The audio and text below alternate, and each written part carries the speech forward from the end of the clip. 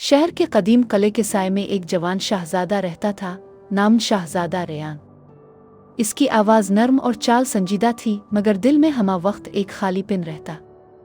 कभी वो दरिया के किनारे घूमता, कभी शहर के बागों में अकेला बैठकर आसमान के तारों को देखता। एक रात जब चांद धुंधला था और हुआ में किसी कदीम सरगोशी सी सुनाई दे रही थी, इसने किले के पीछे पाराने तालाब की तरफ कदम बढ़ाया। वो जगह जहाँ लोग अक्सर बातें छुपाते, जज्बे दफन करते और राज रख देते थे, वो तालाब सादा ना था।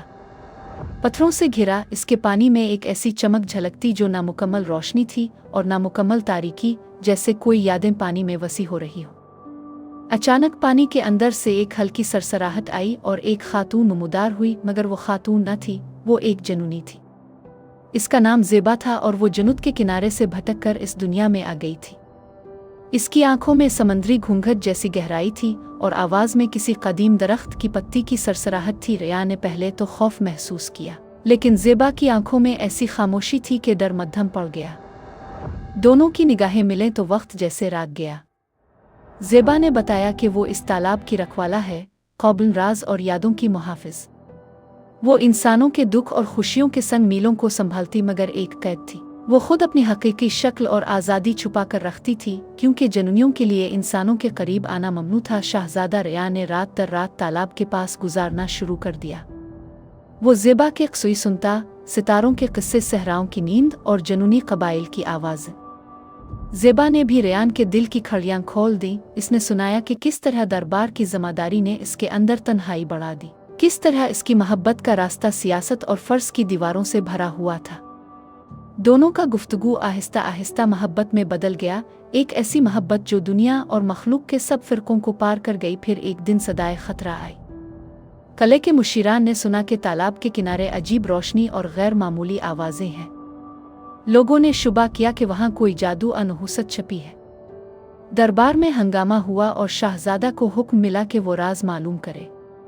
रेयान के अंदर दो धड़कनें थीं, एक तरफ अपने फ़र्ज का फरामीन, दूसरी तरफ ज़ेबा के लिए बढ़ती हुई मोहब्बत। इसने चुपके से ज़ेबा को बता दिया कि वो सारे ख़तरात उठाने को तैयार है, मगर ज़ेबा ने चट्टान की तरह रोकना चाहा। ज़ेबा ने कहा, मेरे वजूद की एक हद है और तुम्हारी ज़िंदगी एक रोशनी है जो मैं चारा नहीं सकती।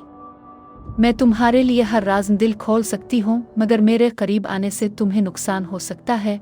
मगर मोहब्बत की शिद्दत ऐसी थी कि रेयान ने कसम खा ली, वो ज़ेबा के खिलाफ वर्जियों को बर्दाश्त करेगा, चाहे दुनिया इसे तर्द कर दे। रात इम्तिहान आई।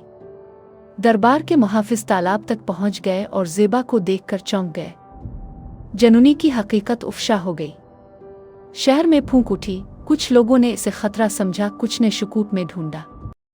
बादशाह ने सख्त हुक्म दिया, जनूनी या कोई भी मखलूक जो रियासत के इस्तेहकाम को नए सवाल दे, इसे दूर कर दो। अब रेयान को फैसला करना था। मनसब और इख्तियार, एक मोहब्बत जो दिल की गहराइयों से अलिफाबेर थी। रेयान ने बर्दाश्त का रास्ता चाना, मगर जंग की राह नहीं। इसने दरबार के सामने अपनी आवाज़ बुलंद की और कहा, अगर मोहब्बत जुर्म है तो मैं जुर्म कबूल करता हूँ, मगर हमने कभी किसी को नुकसान नहीं पहुँचाया। ज़ेबा ने हमारे क़स्वे को संवारा, हमारे दिलों में उम्मीद डाली। इसकी मौजूदगी ने मुझे बेहतर बनाया। गुफ्तगू और बहसें लंबी हुई। कुछ लोग नरम पड़ गए, कुछ ने इल्ज़ाम कसा। दरबार ने हुक्म दिया कि एक आजमाइश रखी जाए। अगर ज़ेबा साबित करे कि वो ख़तरनाक नहीं तो इसे मिल जाएगी आज़ादी, वरना इसे जला दिया जाएगा। आजमाइश में ज़ेबा ने वो कर दिखाया जो किसी ने तवक्को ना की।